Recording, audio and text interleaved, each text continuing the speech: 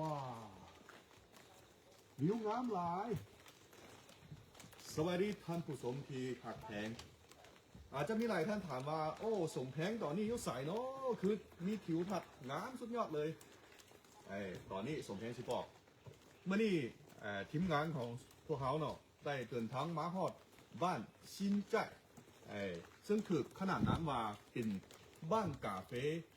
อันดับหนึ่งของจีนย้อนอย่างเป็นตั้งกาเฟ่อันดับหนึ่งเพราะว่ายูบอนนี่เนาะได้ผลิตเม็ดกาเฟ่ที่มีคุณภาพดีที่สุดแล้วก็ยูบอนนี่ยูบ้านนี่นะได้ปลูกกาเฟ่เป็นเวลา70 กว่าปีแล้วและยูนี่เนาะส่งแพงมาบอกประธานยุคจีนเนาะทั่วประเทศจีน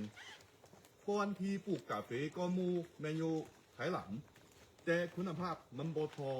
ปลูกอยู่เป่าซันเป่าซันเนาะอยู่โดยเฉพาะแม่นป่านชินใจพระเจ้าได้เต้าหุ้มกันปลูกกาเฟ่ที่มีคุณภาพดีที่สุดนอกจากนั้นยังมีผัวแต่ว่าเทื่อนี้เนาะพวกเขาว้าวแต่เป่าซันพวกเขาเห็นได้อยู่ตามผูเนาะล้วนแต่เป็นต้นกาเฟ่และผูน้อยนั่นชื่อว่าผูเกาหลีกุ้งบ้านชินใจเขาดีตั้งอยู่ติ่มผูเกาหลีกุ้งและอยู่บอนนี่เนาะเส้นขนานแม่นเขาดีแม่นประมาณ25อยู่เส้นขนานประมาณ25 องศาแล้วก็เหมาะสมกับการปลูกกาเฟ่ที่มีคุณภาพดีและพวกเขาเมื่อนี้เนาะพาบรรณาทานมาเบิ่งว่าเม็ดกาเฟ่มันเป็นยังไงนำมาเลย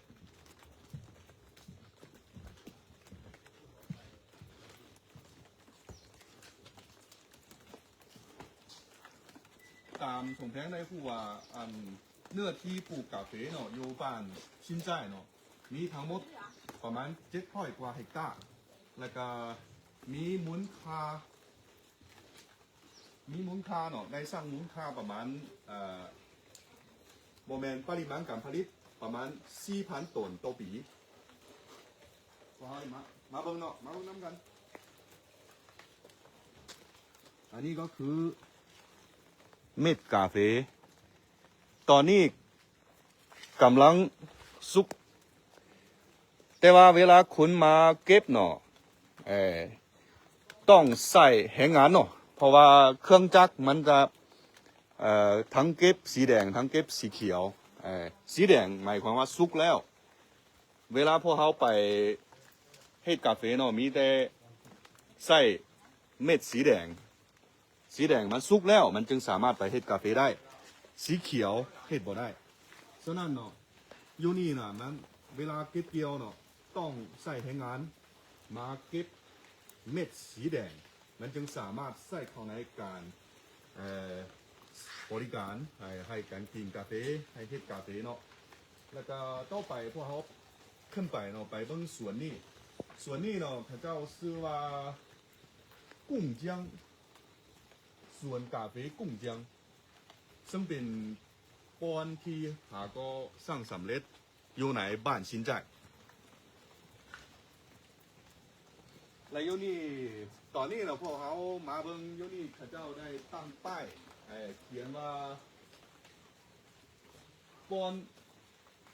ขายพันธะออนไลน์หรือว่าปอนไลฟ์สดนะว่าสั่งซะมันเป็นบ้าน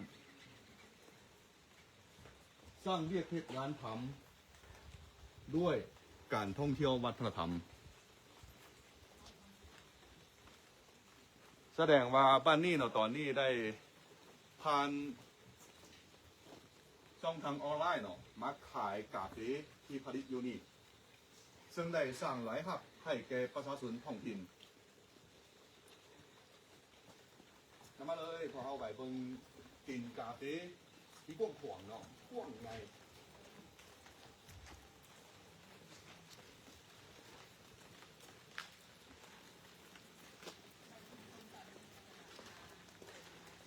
ต้นไงต้นนี้เนาะง่ายสมควรอาจจะหลายต้องใส่4-5 คนเนาะมันจึงสามารถกรอบได้เมื่อนี้ถือว่ามีฝนตกแต่เย็นสบาย อาจจะมีวิวที่เป็นเอกลักษณ์พิเศษและต่างกันกับอากาศปกรุงเนาะและถามว่าอากาศดีเนาะมาพักผ่อนอยู่บอนนี่มันเป็นทางกาแฟที่หากอสร้างสำเร็จหน่อยแล้วก็วิธีควมมือเนาะมันเป็นชาวเกษตรกรเป็นผู้ปลูกเนาะแล้วก็ควมมือกับบ้านรวมกับกรรมการของบ้าน และก็ร่วมมือกับวิสาหกิจ3 ฝ่ายร่วมมือกันเพื่อให้พวกนี้เนาะสามารถสร้างรายได้ทั้งนี้ขึ้นไปเนาะเริ่มแต่เป็นกาแฟมด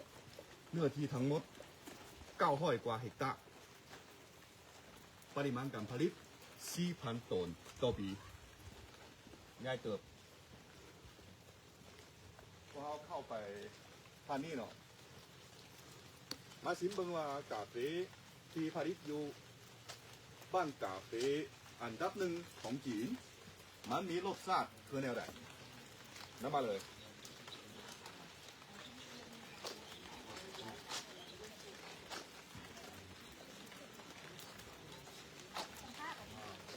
บรรยากาศดีเนาะ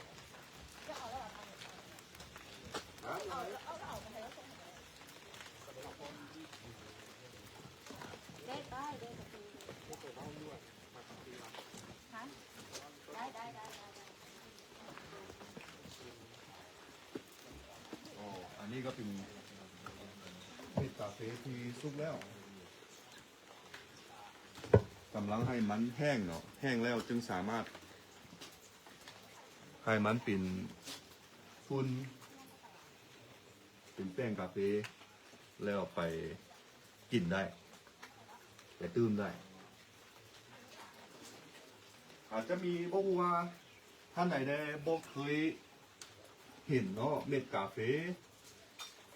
กาแฟที่พวกเขาเมื่อเราจอกนั่นมันเฮ็ดด้วยหยังอันนี้แหละก็เป็นเม็ดกาแฟโอเคพอเอาไปชิมเบิ้งเนาะ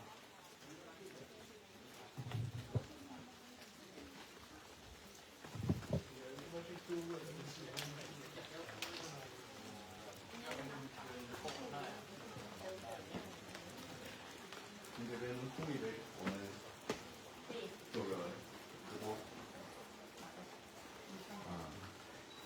เพิ่งคันนี้พวกเพิ่น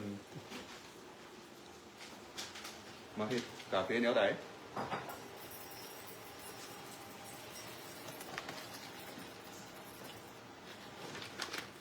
咖啡豆晒干以后变成这样，然后再磨成粉，对吧？没有，咖啡豆要晒干了，晒干再烘焙。再烘焙。对，烘焙了以后才会是这样。หมายความว่าเม็ดกาแฟเนาะที่ปนาทานเมื่อกี้นี้ได้เห็นนั่นก่อนอื่นให้มันแห้งแล้วไปอบแล้วก็เป็นแบบนี้แหละแล้วไปให้มันเป็นฟุ้นแล้วจึงสามารถใส่น้ำและกลายเป็นกาแฟที่พวกเขาดื่มนั่น你好，你好。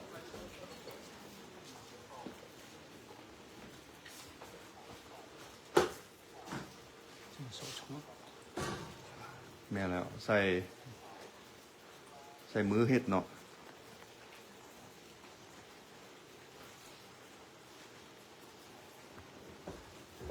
这个手冲咖啡它的水温啊什么有什么讲究吗？手冲咖啡一般水温都是88度到92度，咱们今天用到的是91度的水温。อุณหภูมิของน้ำเนาะต้องอยู่ระหว่าง88 องศาหา92 องศาเมื่อนี้เราได้ใส่น้ำ91 องศา先第一步，咱们是先把栗子清洗一下，因为栗子本身它有带了紫姜的味道。第二，就是为了更好的栗子贴合在滤杯上，容易萃取咖啡液。ทั้งนี้เน้นต้องล่างเจี่ยก่อนอันนี้เอิ้นเจี่ยกันดองว่าสังสาล่างเจี่ยก่อนแล้ว จึงสามารถเอาฝุ่นกาแฟเติมใส่แล้วก็ใส่น้ำค่อย第一步，咱们是做焖蒸，咖啡粉的2倍水量，焖蒸的时间是25秒到30秒，这个就是计时的， อ๋อ 就是一般就是25到30秒这样的。 ปริมาณน้ำเนาะเป็น2 เท่าของปริมาณกาแฟแล้วประมาณ20 秒钟25到30秒。 แล้วค่าเวลาประมาณ25-30 วินาที 嗯， แล้ว再ดู第二次对，在第二段注水。 แล้วมาใส่น้ำครั้งที่2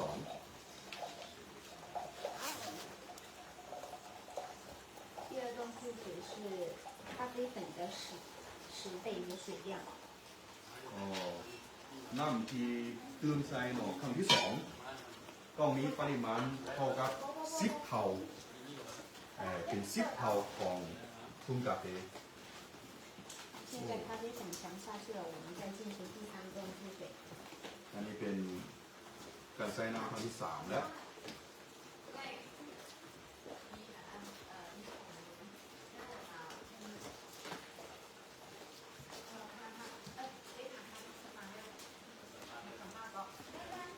现在我们就一次注到咖啡粉的1:15的水量，就是15倍的水量。 ที่ชั้นสุด 嗯，对。 ครั้งที่3เป็น15 เท่าของทุ่งกาแฟแล้วมันสิค่อยๆกันดองเนาะแล้ว这个就是可以喝的咖啡了对，现在 แล้ว 就 ยูรูมนี่มันกันดองออกมาแล้ว ก็เป็นกาแฟที่พวกเขาดื่มได้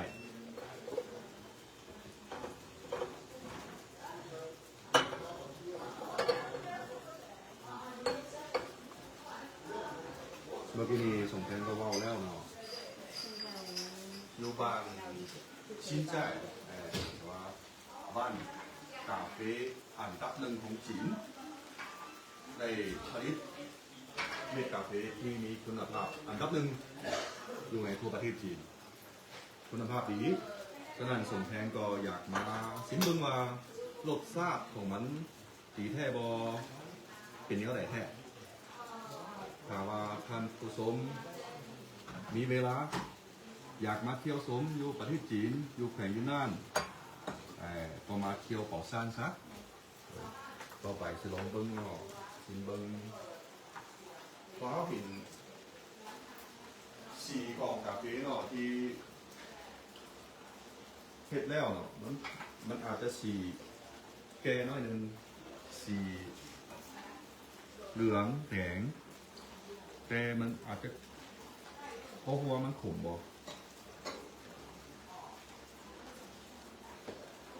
มีรสชาติของดอกไม้หน่อยหนึ่งแล้วก็ขมหน่อยหนึ่ง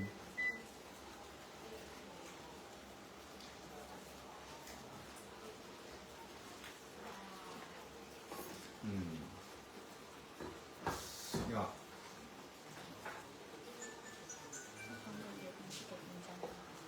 没有杯子就给他们放。 ขมหน่อยหนึ่งแต่ว่ารสชาติดีแท้ 一点加上去给他们。 หลายท่านอาจจะมักใส่น้ำตาลใส่นมรสชาติก็อาจจะแห้งดี แต่ว่าสมแท้มักกินกาแฟบริสุทธิ์คือแนวนี้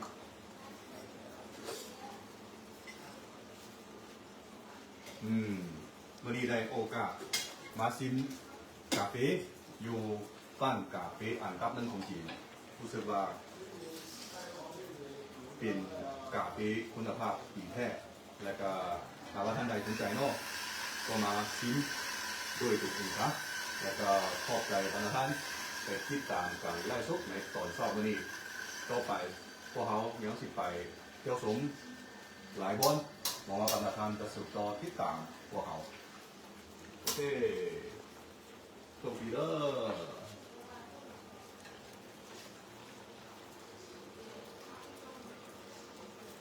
บ้านกาแฟอันดับหนึ่งของจีน